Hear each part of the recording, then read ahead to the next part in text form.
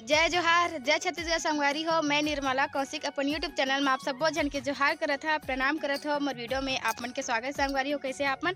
आशा करता हो कि आप मन सबके सब स्वस्थ और मस्त हो। मैं भी स्वस्थ और मस्त हूँ। और अपन बैकग्राउंड देख के सोचत हूँ कि मैं कहाँ आया हूँ। तो मैं यहाँ आज फिर आया है घूमेला। और कहाँ घूमे आया हूँ आप मन ब्लॉग में कंटिन्यू बने रहूँ तो आप मन पता चल जाए कि मैं कहाँ आया हूँ।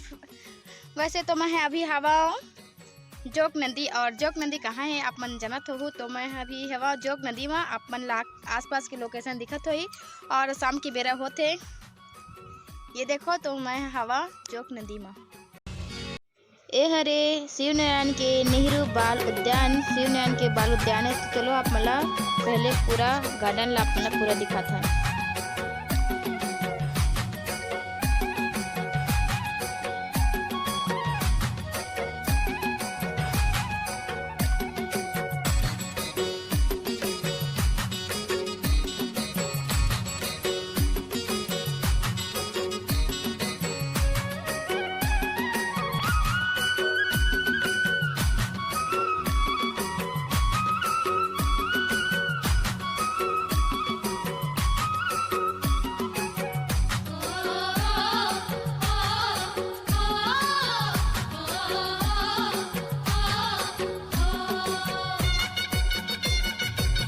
चलो संगवारी हो, अब चलथन हमन गिरौत पूरी घूमेला।